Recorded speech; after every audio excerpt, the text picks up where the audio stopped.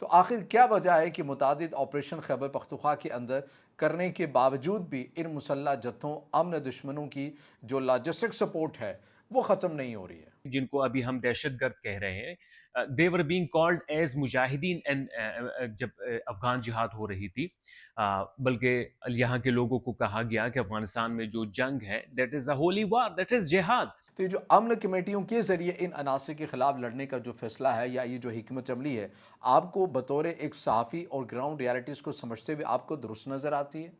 اور جو دہشت گرد ہے وہ ویل ٹرینڈ ہیں، ان کے پاس امریکن ویپنز ہیں، ان کے پاس نائٹ ویژن گوگلز ہے، ان کے پاس ڈرونز ہیں۔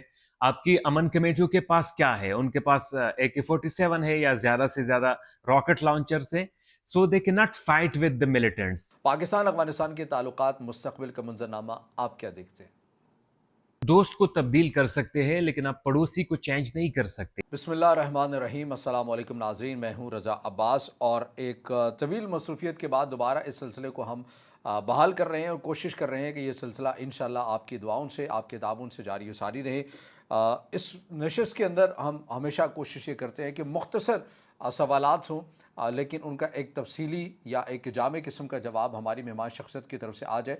صرف اور صرف مقصد یہ ہے کہ جو چیزیں ہم اپنے ویلاگز میں کور نہیں کر پاتے ہیں وہ ہم ایسی نشست کے ذریعے جو ہے وہ آپ کے لیے سامنے رکھ سکیں۔ آسان الفاظ کے گراؤنڈ ریالٹیز کیا ہے، خیبر پختونخوا کی صورتحال کی بات کرتے ہیں، ہم بلوچستان کی بات کرتے ہیں، پاکستان افغانستان کے تعلقات کی بات کرتے ہیں یا دیگر خطے کے حوالے سے بات کرتے ہیں۔ آج اس نشست کو رکھنے کا مقصد یہ ہے کہ خیبر پختونخوا کی صورتحال کو ایک بار پھر سمجھا جائے، ایک گراؤنڈ ریالٹیز کو چیک کیا جائے کہ آخر وہاں پر متعدد آپریشن ہو چکے ہیں، کیا وجہ ہے۔ ایک بنیادی سوال ہے کہ وہاں پر امن جو ہے وہ کیوں نہیں آ پا رہا۔ تو آج کی اس نشست کے اندر ہمارے ساتھ جو مہمان شخصیت ہیں انتہائی ہمارے لیے قابل احترام ہے۔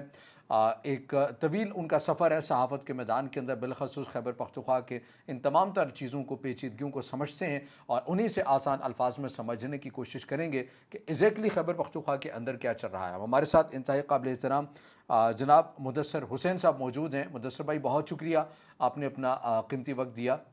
مدثر بھائی، میں پہلا سوال جو آپ کے سامنے رکھنا چاہتا ہوں، ہم نے یہ دیکھا ہے کہ متعدد آپریشن خیبر پختونخوا میں ہو چکے ہیں اور اب تو انٹیلیجنس بیسڈ آپریشن یعنی کہ IBO کا سلسلہ تو جاری و ساری ہے، لیکن اس کے بعد ہم یہ نمبرز بھی دیکھتے ہیں کہ جو نمبرز ہمارے سامنے آتے ہیں کہ 2026 کے فقط 6 ماہ کے اندر اتنے ڈرونز حملے ہوئے ہیں کہ اگر ہم 2025 سے کمپیریزن کیا جائے تو یہ تقریباً 74 سے 75% زیادہ جو ہے یہ بنتے ہیں۔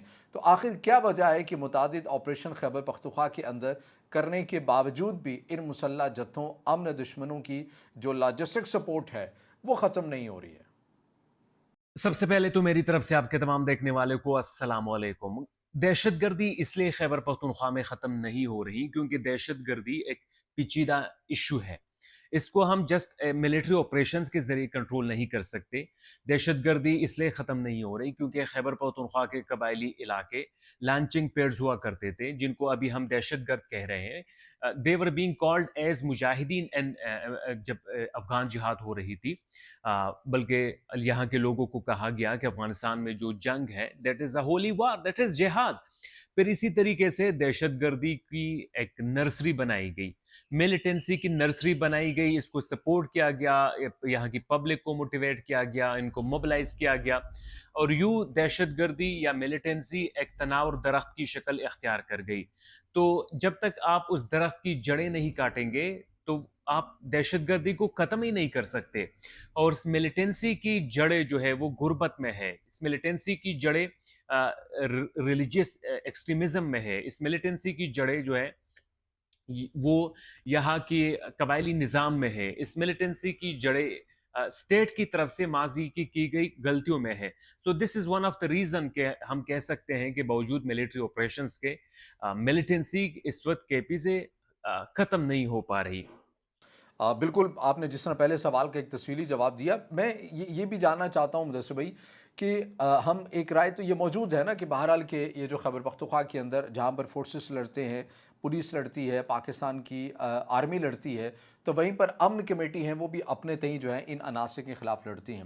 تو اس حکمت عملی کے اوپر بھی بہت سے کچھ کنسرن موجود ہیں کہ یہ جو امن کمیٹی ہے اس سلسلے کو نہیں ہونا چاہیے، کہیں ایسا نہ ہو کہ کل کو یہ دوبارہ سے ان کے ساتھ انہوں نے الحاق کیا ہو، آپ ان کو تربیت دے دیں، آپ ان کو وسائل دیتے ہیں تو کل کو یہ آپ ہی کے مخالف ہو جائیں۔ تو یہ جو امن کمیٹیوں کے ذریعے ان عناصر کے خلاف لڑنے کا جو فیصلہ ہے یا یہ جو حکمت عملی ہے، آپ کو بطور ایک صحافی اور گراؤنڈ ریالٹیز کو سمجھتے ہوئے آپ کو درست نظر آتی ہے؟ جہاں تک اس سوال کا تعلق ہے کہ کیا امن کمیٹیوں کے لڑنے سے دہشت گردی سے متعلق جو حکمت عملی ہے کیا وہ کامیاب ہے یا نہیں، تو یاد رکھیے گا کہ کبھی بھی سویلینز کو آگے کر کے مسلح افواج اگر ان کے پیچھے لڑتی ہے، that is not a successful strategy. یہ جو دہشت گردی ہے اور جو دہشت گرد ہے وہ ویل ٹرینڈ ہیں، ان کے پاس امریکن ویپنز ہیں، ان کے پاس نائٹ ویژن گوگلز ہے، ان کے پاس ڈرونز ہیں۔ آپ کی امن کمیٹیوں کے پاس کیا ہے؟ ان کے پاس AK-47 ہے یا زیادہ سے زیادہ راکٹ لانچرز ہیں، سو دے کی not fight with the militants. اس لیے میرے خیال سے امن کمیٹیوں کی طرف سے دہشت گردیوں کے ساتھ لڑائی کا جو کانسیپٹ ہے وہ پلاف ہے اور یہ نہیں چل سکتا۔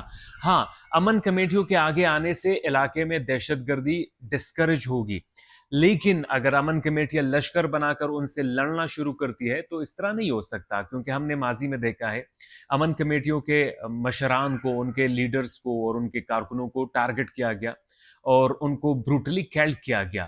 سو آئی ڈونٹ تھنک کہ امن کمیٹیوں کے لڑنے کی حکمت عملی جو ہے وہ کامیاب ہے۔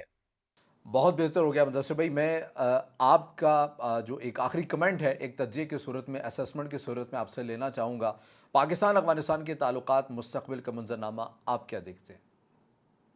دیکھیے، پاک افغان تعلقات کا مستقبل فی الحال تو ہمیں کافی یو کین سے کہ مایوس کن نظر آ رہا ہے، لیکن ہمیں اس بات کو بھی سمجھنا ہوگا کہ پاکستان اور افغانستان کا ایک دوسرے کے بغیر گزارا نہیں ہو سکتا۔ ہندوستان کے پردھان منتری تھے اٹل بہاری واجپئی جی۔ واجپئی جی کا ایک مشہور انہوں نے ایک بات کہی تھی کہ آپ دوست کو تبدیل کر سکتے ہیں لیکن آپ پڑوسی کو چینج نہیں کر سکتے۔ اس لیے پاکستان اور افغانستان کے عوام کو اور یہاں کی سرکاروں کو یہ بات سمجھنا ہوگی کہ دونوں طرف یعنی بارڈر کے اس پار اور اس پار مسائل کو تھرو ڈپلومیسی، تھرو ڈائلاگ حل کرنا ہوگا۔ موجودہ جو سٹیٹس کو ہے کہ پاکستان افغانستان کے اوپر ایریل بامبنگ کرتا ہے، افغان طالبان وہاں سے TTP کو سپورٹ کرتے ہیں، سو مجھے لگتا ہے کہ یہ پالیسی زیادہ دیر تک نہیں چل پائے گی اور دونوں پڑوسیوں کو، دونوں برادر اسلامی ممالک کو اپنے آپس کے مسائل کا حل ڈائلاگ اور ڈپلومیسی کے ذریعے ڈھونڈنا چاہیے۔ بہت شکریہ مدثر بھائی، آپ نے ان مختصر لیکن جو سوالات آپ سے کیے گئے بڑے جامع انداز میں آپ نے تمام چیزوں کی وضاحت کی ہے، اور امید ہے کہ ہمارے ناظرین کو گراؤنڈ ریالٹیز جو خیبر پختونخوا کی ہیں وہ ایگزیکٹلی سمجھنے میں کافی جو ہے وہ مددگار ثابت ہو سکتی ہیں جو جوابات آپ نے دیے ہیں۔